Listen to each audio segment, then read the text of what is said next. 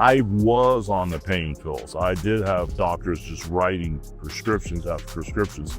And all of a sudden, it becomes a vicious cycle as they were giving me the pain meds. Hulk Hogan never truly trusted the people around him, and now his final words prove he had every reason to be suspicious. According to the nurse, who stayed by his side until the very end, Hogan believed he was being set up, and with his last breath, he revealed what could be the biggest conspiracy in WWE history. This is the Immortal's final confession. Hulk Hogan is Gone Wrestling's most iconic, controversial, and polarizing figure, has passed away at the age of 71.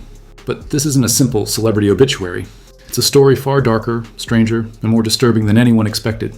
The nurse who was there in his final hours said Hogan, whose real name was Terry Bollea, spoke terrifying last words that left the entire hospital staff shaken. These weren't just the cries of a man in pain, they were the confessions of someone breaking down after decades of physical suffering, addiction, betrayal, and unbearable guilt. What really ended Hulk Hogan's life? What exactly did he whisper in those last moments? And why is no one talking about the troubling pattern of events that led up to his death events filled with cover-ups, medical neglect, and betrayal by the very people who once called him immortal? But before we uncover those chilling final moments, we need to understand how the man who once stood as the ultimate symbol of American power became a broken shell of himself, trapped in a cycle of pain and dependency that would ultimately destroy him. I was on the pain pills. I did have doctors just writing prescriptions after prescriptions. And all of a sudden, it becomes a vicious cycle as they were giving me the pain meds.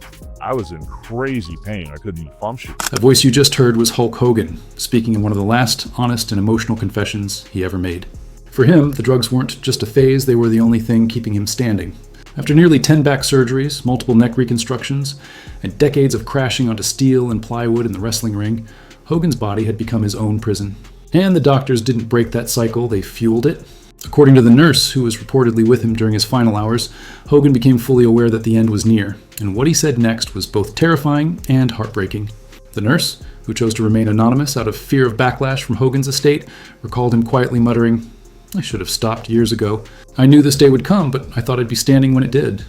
She added that he gripped her hand tightly and, struggling to breathe, whispered, "Tell them it wasn't the wrestling that killed me. It was everything that came after." According to the nurse's detailed account, Hulk Hogan's final hours were marked by moments of startling clarity mixed with bouts of confusion. He spoke about matches from decades past as if they had happened only yesterday, his voice gaining strength whenever he recalled moments of victory, only to weaken again when reality returned. In one deeply emotional moment, the nurse described how Hogan suddenly became restless, trying to sit up despite how frail he had become. He kept repeating, "I'm sorry," again and again, at first to no one in particular, just into the empty air. Then he began naming names his children, his ex-wife, even Vince McMahon. What made it even more tragic was how long Hogan had hidden his pain, keeping up the image of the cheerful, larger-than-life star everyone adored. He still stood tall, smiling for the crowd and making them cheer during the 2024 RNC, never letting the world see the suffering he carried inside. But what I found out was I was in a room full of real Americans, brother.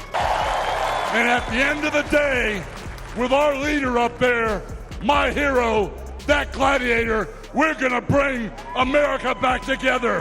One real American at a time, brother. A few months after that speech, Hulk Hogan lost his life. But this isn't just the story of a wrestling legend passing away. It's the slow, painful downfall of a man sacrificed on the altar of fame, betrayed by those he trusted most, and haunted by scandals so destructive they nearly erased his legacy. To the world, Hulk Hogan was the face of professional wrestling, the real American, wearing red and yellow, flexing his muscles and shouting, "What you gonna do, brother?" But behind the spotlight, he was in agony. According to several reports, those closest to him saw the end coming long before the public did. One of the first to sound the alarm was Bubba the Love Sponge, Hogan's former best friend turned bitter rival, the same man who secretly filmed Hogan with his wife and triggered one of the biggest lawsuits in entertainment history. Bubba claimed on air that Hogan was confused, mentally fading, and close to death. Many brushed it off as revenge, but disturbingly, he might have been right. That's when the cover-ups began. Just weeks before Hogan's death, his wife, Sky Hogan, posted on Instagram denying rumors that he was in a coma, insisting, "His heart is strong and there was never any lack of oxygen or brain damage." Yet EMT dispatch reports tell a different story. Paramedics were sent to Hogan's Clearwater, Florida home after calls of cardiac arrest. The contradictions are staggering. On July 11th, Sky publicly denied the coma rumors, but just 1 week later, TMZ reported Hogan had gone into cardiac arrest. What really happened in those 7 crucial days? According to sources close to the family, Hogan's health declined sharply, but those around him decided to keep up the illusion that everything was fine. except he wasn't at karaoke that night. He was reportedly at home, barely able to speak, his vocal cords damaged from a severe neck surgery. His wife later confirmed he had undergone a 4-level anterior cervical discectomy and fusion, a procedure so intense it affected his ability to eat, speak, and even breathe. This wasn't just another wrestler dealing with an injury. This was a man standing on the edge. The nurse described how Hogan would sometimes stare at his hands, slowly flexing his fingers as if trying to remember what it felt like when they were strong. She recalled him once saying he couldn't remember a time when he wasn't in pain, that the feeling of being pain-free had become unimaginable. In one of his final interviews, hidden deep online, Hogan sat in a plain, almost clinical setting speaking directly into the camera. His voice carried a heavy tone, so different from the larger-than-life energy he once brought to every arena. Finally, I just looked at myself and I said, I'm not in pain. I don't need this. But the look in his eyes told a different story. He was in pain, not just physical pain, but emotional, mental, and spiritual. As his final days drew near, those closest to him said he begged not to be remembered for the scandals that had defined so much of his later life. And there were many. The leaked sex tape with Bubba's wife, the Gawker lawsuit where Hogan sued for emotional distress, the recording where he used a racial slur and said, "I guess we're all a little racist." That single quote destroyed everything, his endorsements, his friendships, and even his WWE contract. Yet, according to the nurse, in those last moments, Hogan didn't speak about fame, money, or lawsuits. Instead, he whispered, "Tell Brooke, I'm sorry." Brooke, his daughter, the one person he had always tried to protect from the fallout of his choices. It was a final plea from a father who, at the end of his life, wanted forgiveness more than applause. What truly killed Hulk Hogan wasn't just a heart attack. It was decades of pain, betrayal, prescription drugs, failed surgeries, fake friends, and the crushing weight of endless scandal. The fall of an icon built on fame, controversy, and regret. Over the years, Hogan faced countless controversies, but the one that shook the world came in 2015. That's when a joint investigation by Radar Online and the National Enquirer published transcripts showing Hogan repeatedly using racial slurs while discussing his daughter Brooke's dating life. The details were worse than anyone imagined. The transcript revealed Hogan expressing anger over the idea of his daughter dating a black man, using language so hateful that even now it's difficult to repeat. It wasn't just a careless remark, it was a glimpse into a deep, deliberate prejudice that forever changed how the world saw him. The transcript revealed Hogan saying, "I'm a racist to a point," a statement so direct and shocking that it left no room for excuses or misunderstanding. This wasn't a slip of the tongue or a bad moment, it was a clear admission, spoken in his own voice, of deeply held prejudice. The fallout was instant and devastating. WWE terminated his contract the very same day the story broke, erasing every trace of him from their website, including his Hall of Fame profile and halting all merchandise sales tied to his name. The company that had once built its empire around Hogan's all-American hero image acted swiftly to distance itself from its fallen icon. Hogan later issued a public apology, and for a moment, many believed that would be the end of it. I was at the lowest point of my life. My personal life was destroyed. I was very mad at my daughter. But the 2007 recording wasn't the only evidence of Hogan's racist behavior. On July 28, 2015, Bay News 9 reported more disturbing comments from a 2008 jailhouse phone call to his son Nick, in which Hogan again used the N-word and even said he hoped he wouldn't be reincarnated as a black man. The pattern was undeniable. This wasn't a one-time mistake, it revealed a mindset that had been hidden behind his public image for decades. The wrestling world's reaction was emotional and divided. Some, including black wrestlers like Virgil, Dennis Rodman, Kamala, The Rock, and Booker T, urged forgiveness, with D'Angelo Dinero noting that Hogan's decades of positive influence shouldn't be erased by his worst moment. It showed how complex people can be, how someone capable of inspiring millions could still hold such painful beliefs in private. But not everyone was ready to forgive. Mark Henry and Booker T openly expressed hurt and disappointment, saying Hogan's words cut deep within a community that had once looked up to him. These weren't just fellow wrestlers speaking out. They were men who had shared the ring, the locker room, and real trust with someone they thought was a mentor and a friend. Hogan's damage control began almost immediately. As reported by ABC News on August 31st, 2015, he appeared on Good Morning America to issue a public apology, pleading for forgiveness and blaming his comments on the environment he grew up in back in Tampa. But those who knew him from that time disputed his claim. His apology was carefully worded, stating, "8 years ago I used offensive language during a conversation. It was unacceptable for me to have used that language. There is no excuse for it, and I apologize for having done it," Hogan said. But to many, the apology felt empty. Here was a man who had spent decades portraying himself as the ultimate good guy, the hero of American values, the symbol of integrity, and the role model millions of kids looked up to. Learning that he had held such deeply racist beliefs wasn't just disappointing. It was a complete betrayal of everything his public image stood for. The scandal grew even more tangled when the full context of the 2007 recording came to light.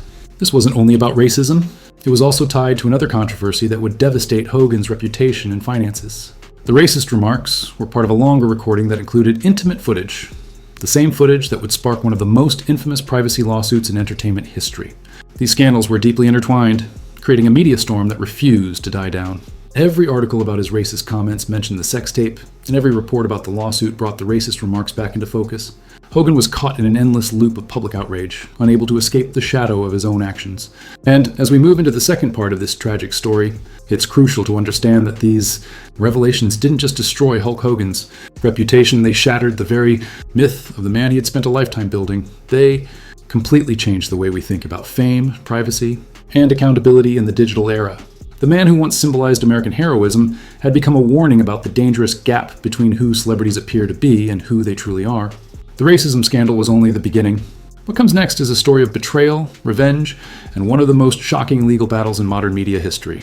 Stay with us as we step into the darker side of Hulk Hogan's life, the infamous sex tape scandal and the courtroom war that followed. Betrayal, legal warfare, and the price of vengeance.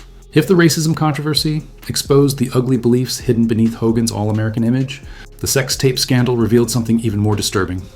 The extremes people will reach to exploit and profit from another person's most private moments.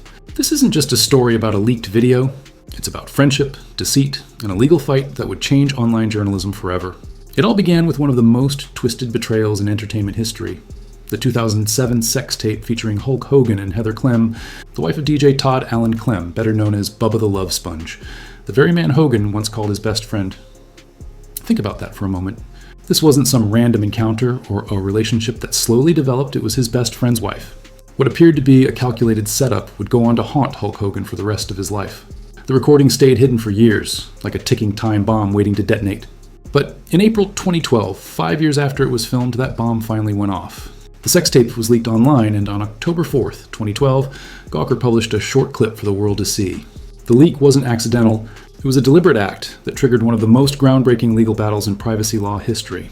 Hogan reacted quickly and decisively, filing a lawsuit against Bubba and Heather Clem on October 15th, 2012, for invasion of privacy. Just 2 weeks later, on October 29th, Bubba settled and issued a public apology, an unusually fast resolution that hinted there was far more to this story than anyone realized. It suggested a betrayal so deliberate that even Bubba couldn't defend his actions in court. But Hogan's real fight wasn't with his former friend, it was with Gawker Media, the outlet that had chosen to publish his most private moments for clicks and profit. The main lawsuit, demanding $100 million for defamation, invasion of privacy, and emotional distress, became one of the most closely followed court cases of the decade. What made it historic wasn't just the celebrity at the center or the scandalous footage, it was the profound question it raised about the balance between press freedom, personal privacy, and the moral boundaries of online journalism. Gawker defended its decision to publish the video by claiming it was in the public interest and therefore newsworthy, arguing that as a public figure, Hulk Hogan had a limited right to privacy. What followed was a long, exhausting legal war that dragged on for years and drained massive resources from both sides. But on March 18, 2016, the jury delivered its verdict. Hogan was awarded $115 million in compensatory damages and an additional $25 million in punitive damages. The message was clear. Publishing someone's most private moments without consent wasn't journalism, it was exploitation. The case was eventually settled for $31 million on November 2, 2016, but by then, the damage to Gawker was irreversible. The lawsuit, partially funded by billionaire Peter Thiel, drove Gawker into bankruptcy and effectively ended the once powerful media outlet's reign over online news. It was a complete victory for Hogan, but one that came at a steep personal cost. The connection between the sex tape and the racism scandal was impossible to ignore. According to the New York Times on July 25, 2015, and other outlets like People magazine, the racist comments were taken from the same tape. Hogan's legal team insisted those remarks came from a different segment, one not originally included in the lawsuit, but Gawker disputed that claim. This link between the two scandals was devastating. It meant that even in winning his greatest legal battle, Hogan's triumph would forever be overshadowed by the exposure of his own words and the darkness they revealed.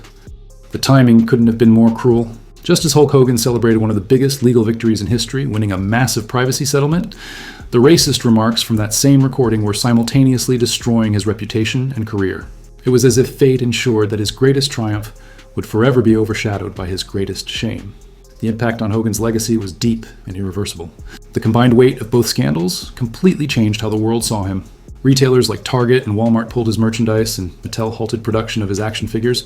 The man who had once been wrestling's most marketable icon had suddenly become untouchable.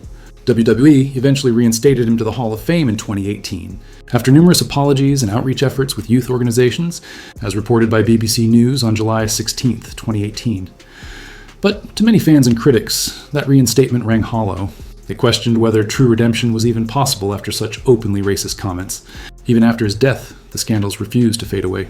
When Hogan passed on July 24, 2025, as confirmed by Newsweek and the Hindustan Times, social media reignited the same debates that had followed him for years.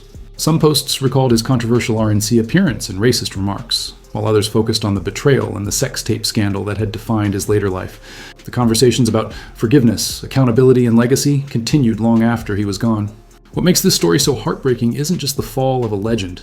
It's the loss of potential and the needless self-destruction that came with it.